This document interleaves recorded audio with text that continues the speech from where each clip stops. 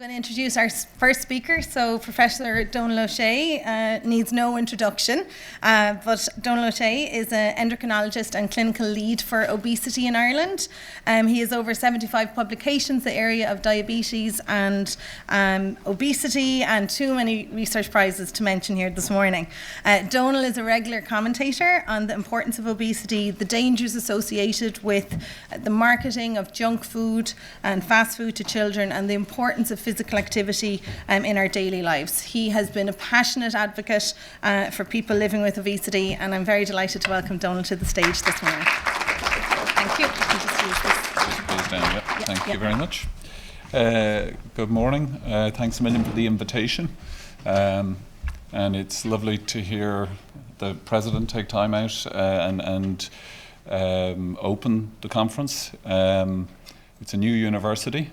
When we were recruiting to our research group, we used to favour individuals from the technological training because they would come in and they'd be up to speed.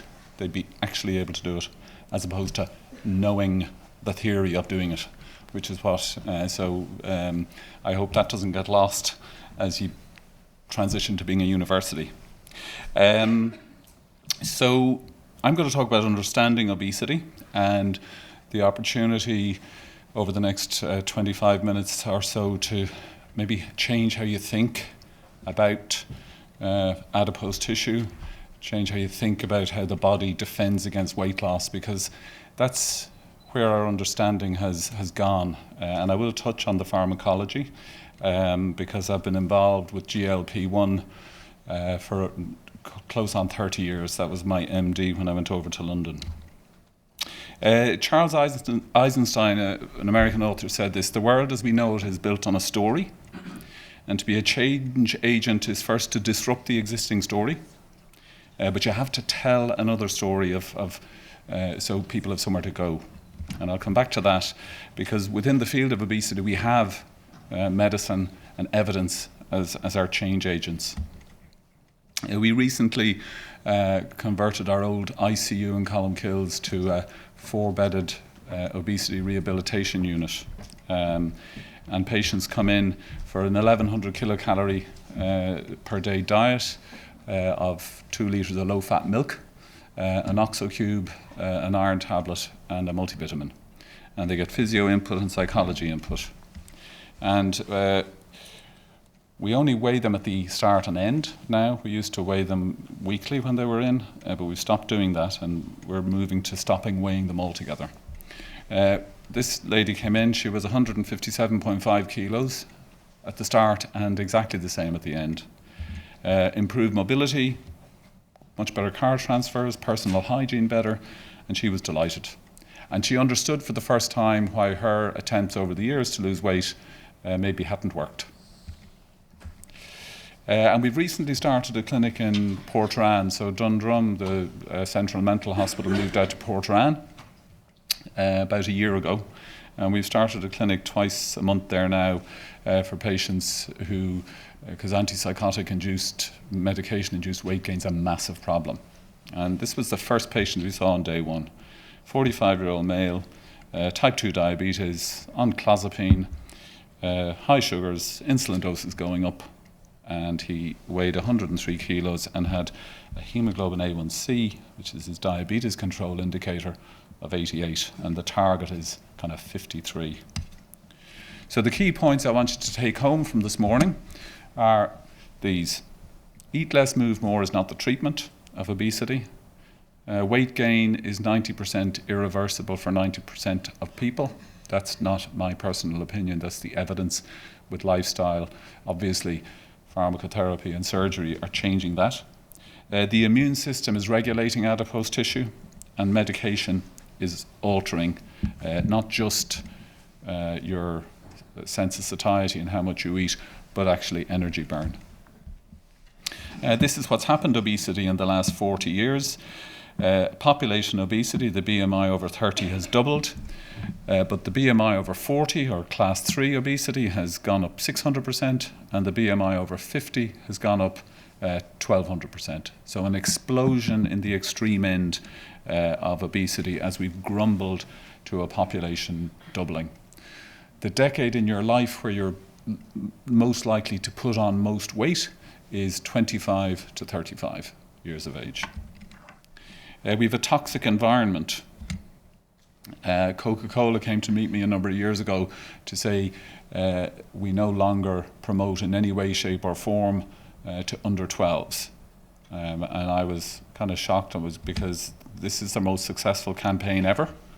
And it's the top baby names from the last 10 years, usually. I'm not sure if Aoife is up there, but anyway. And if you see your name on a bottle and you're a grown-up, you react. But if you're a kid, it's just your bottle. So I was presenting to the EU Minister for Health a few years ago, and the Greek Minister for Health was called Adonis. And I put Adonis on one of these bottles. And he came to me after to know, did I still have the bottle? Because he hadn't found one with his name on it. And that's a politician. And he did not look like an Adonis. So the eye line is the byline. So products for 3-year-olds are placed at a 3-year-old's eye level. Dairy, ice creams. It used to be back in the day a chest freezer, but now everything's at the right level for the purchaser. Brussels sprouts, well, kids don't pester for sprouts, so they're not. Just have a look at your supermarket the next time you're there. Great study in 1952, Jerry Morris divided the bus drivers and conductors in London Transport, 26,000 in each group, perfectly matched for age, sex, ethnicity, smoking status, all male. The bus driver, 3 times more likely to have a heart attack and 3 times more likely to die in the first 3 days after the heart attack. And it wasn't that the conductor was going to a gym. The conductor just wasn't sitting. Pointed out, might have been chasing the odd fare dodger, but it's about not sitting and being a little bit active. Fast forward to the physical activity or sedentary behaviour and risk of mortality. If you're sedentary, you have the highest risk of mortality. Intervene a little bit. Get a little bit active is the biggest bang for your buck. So moderate activity is good. Moderate to vigorous best. Too much of a good thing, never a good thing. So your Ironman triathlete has a mortality risk that's increased a little. It's better than being sedentary, but moderation is the key. These are the 192 different determinants of obesity, and you look at this and you say, oh, sure, we can't prevent this, we can't, it's too complex. When you break them down, there are 7 groupings. And 5 of these 7 groupings are outside of the individual's control. So if 5 of the 7 are outside of the individual control, obesity should spread within the environment. And that's what this study showed. If a friend of yours develops obesity over the next 5 years, your risk of developing obesity is increased by 70%. If a friend of yours develops obesity, your risk is increased by 30%. So obesity spreads within the environment to 3 degrees of separation. And the conclusion of this study in the New England Journal of Medicine was that you should influence your weight by choosing thin friends. You wouldn't be able to say that now. Prevention is different from treatment, and eat less, move more is not the treatment of obesity. And I use this slide of a cousin who's a home ec teacher in Australia, and she sent me this slide. She uses it with her class and says, what would be different if you took this picture today? Don't know if we want to shout out.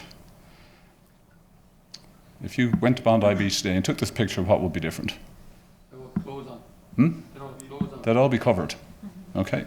There would be more obesity. There probably would be food stands. I'm impressed at this photograph, the amount of heads up there is. There'd be a whole lot of heads down in devices and a lot less chat. But in the prevention piece, so you develop malignant melanoma because you get too much energy from the sun for your genes. There's lots of people lie on sunbeds and don't get melanoma. When you get melanoma, you're not told to put on a t-shirt, sunscreen and a hat. You get your treatment And yes, you put on a sunscreen and a hat because that's important. You develop obesity because you get too much energy from the environment for your genes. And when you have the disease of obesity, you should not be told to eat less, move more as your treatment. That would be, you wouldn't do it for melanoma, you wouldn't do it for lung cancer. Stop smoking is not the treatment. So weight gain is 90% irreversible for 90% of people. That's just a fact. If you look at all the weight loss studies that have been done, people can lose a lot, but then the body brings the weight back up. And the analogy I use a lot is hemoglobin. So I don't know if anyone here is a blood donor. Does anyone here give blood? So do you happen to know what your hemoglobin is? No. Anyway, but you can give blood because you know 8 weeks later your blood count, your hemoglobin will be back up to exactly what it was, and you can go again. And you don't spend a minute thinking about your hemoglobin. So your body does that.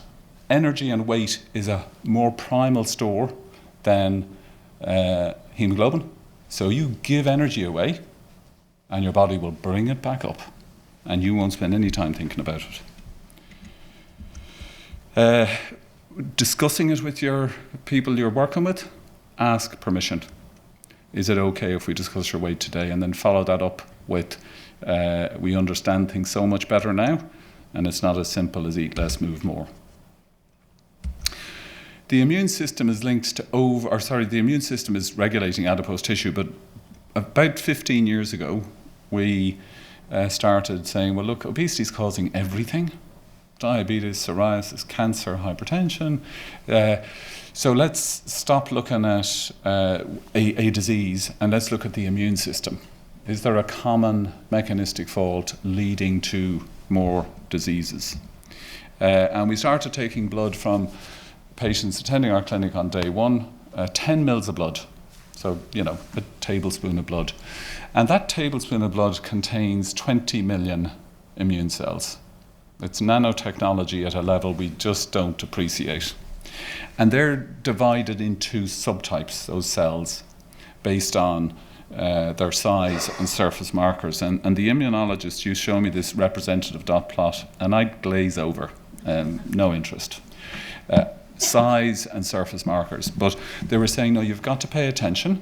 So I'm going to ask you to pay attention for the same reason I had to pay attention, because the people living with obesity are losing particular cell subtypes. And we think that might be contributing. So I started to pay attention. And over the last, so why is it relevant? So I'm an endocrinologist, so I deal with hormones. The pituitary gland in your head controls your whole endocrine system. So if somebody came to me and said, you're losing cells from your pituitary, I would say, well, tell me what cells I'm losing because it makes a difference. If I lose my lactotroph, I won't make breast milk, and I will be okay with that. If I lose my somatotroph, which is your growth hormone producing cell, I will be tired if I'm an adult, I'll be short if I'm a child. If I lose my corticotroph, which makes steroids, I'll be dead. So tell me what type of cell I'm losing. So that's what the immunologist said to me. We're losing particular cells in our immune system. So over the last 15 years, we have been, in a nerdily train spotting kind of way, cataloguing the impact of obesity on the immune system. And looking at, and it's a particular aspect of your innate, early responsive immune system that is being switched off and gently turned towards a more pro-inflammatory, anti-healing profile. The only cell I'm really going to talk about this morning is this guy, the iNKT cell, that I'm now having a close relationship with. So our overarching hypothesis is that all these drivers of obesity, genes, nutrition, activity, sleep, stress, have an impact on your immune system that is reproducible. And then where does the fire break out? Or where does the earthquake happen? So wherever your fault line is, based on your family genes and your predisposition, it emerges as cancer, it emerges as psoriasis, it emerges as osteoarthritis. So this is adipose tissue, real time. This is fat tissue. This is the iNKT cell I'm going to talk about. And these are other immune cells, macrophages, made cells, bombing round in the blood supply around your lipid-filled adipocyte. And sometimes they touch. You see there one coming down and actually knocking against. Most of the time they're passing by. But there's crosstalk all the time, regulating fat.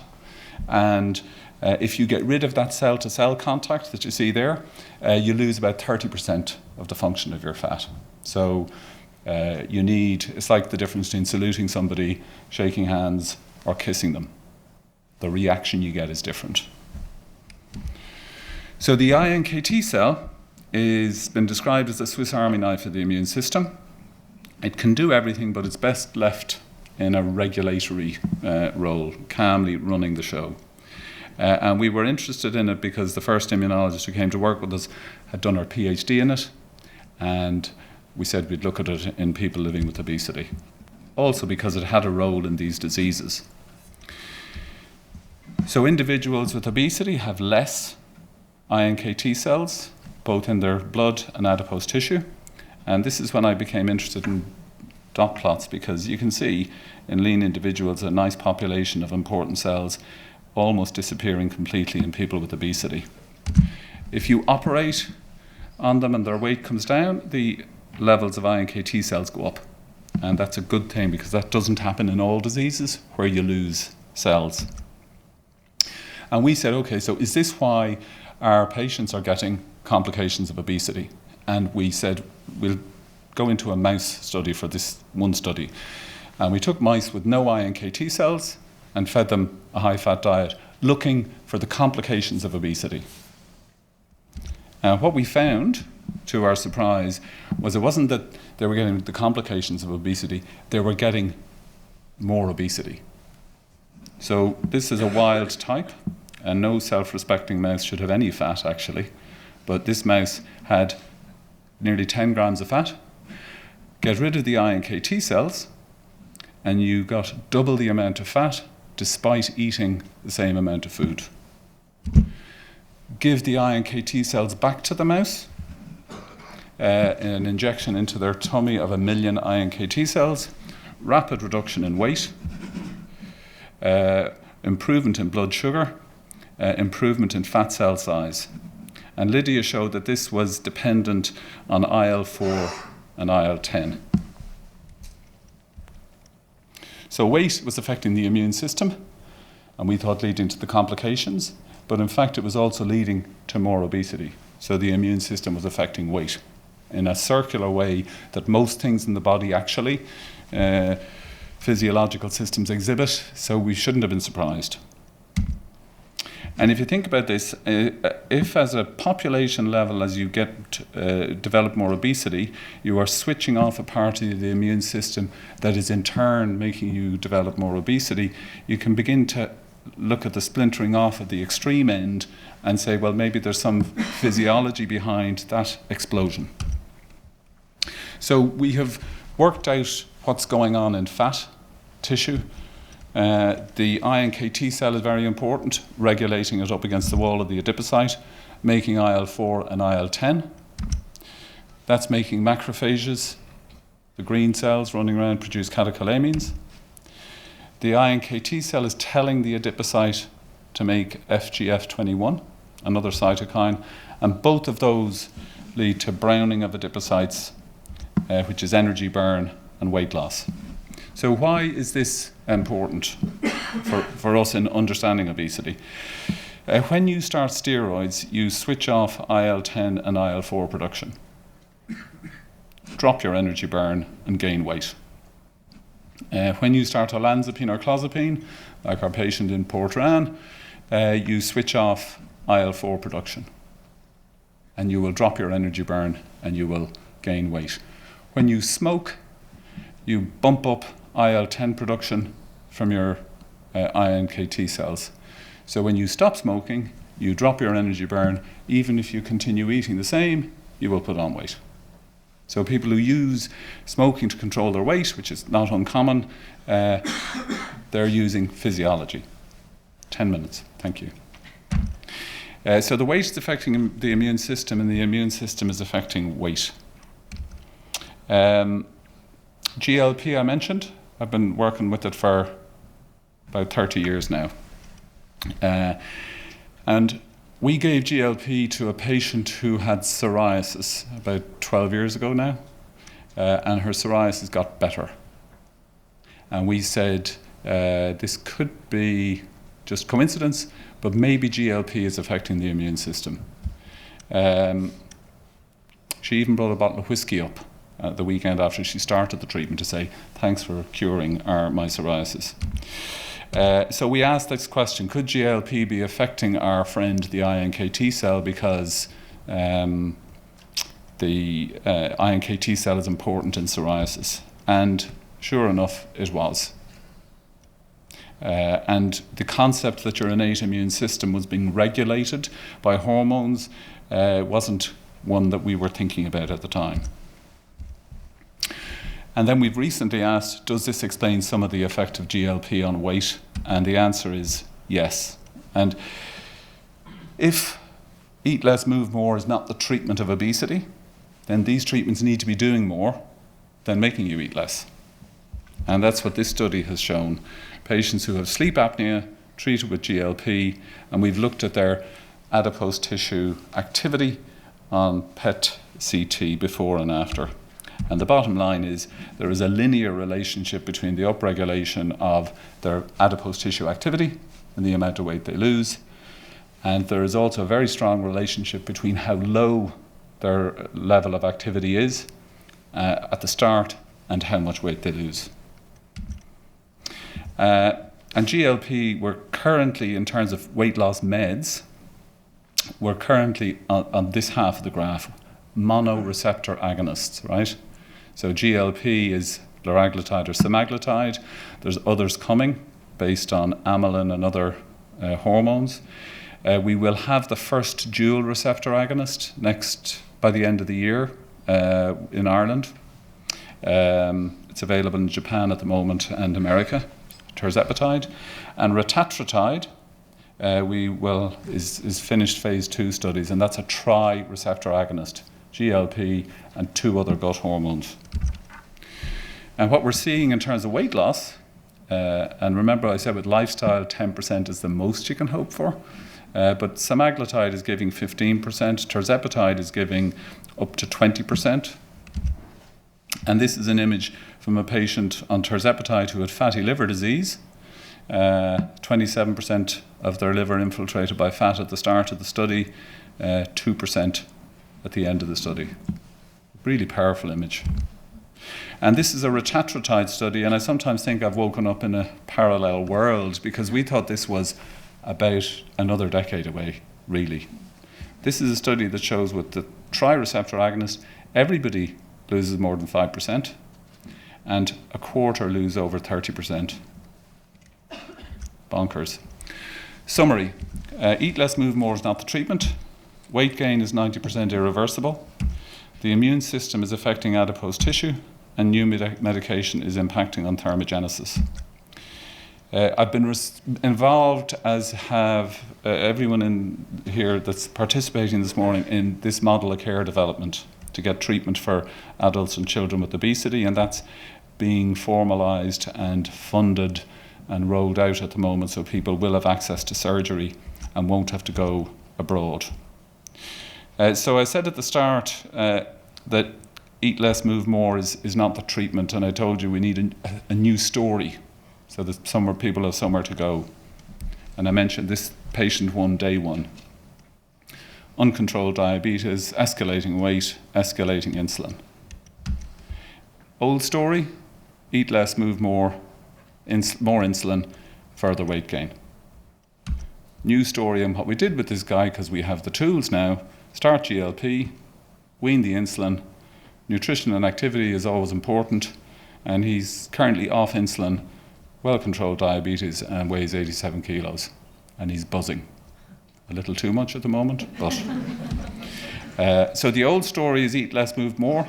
The new story that I want you to take away from today is that it's a complex genetic and environmental interaction that's protecting you from weight loss, and we have emerging treatments that are based on that improved understanding. So thank you very much for your attention and the invitation.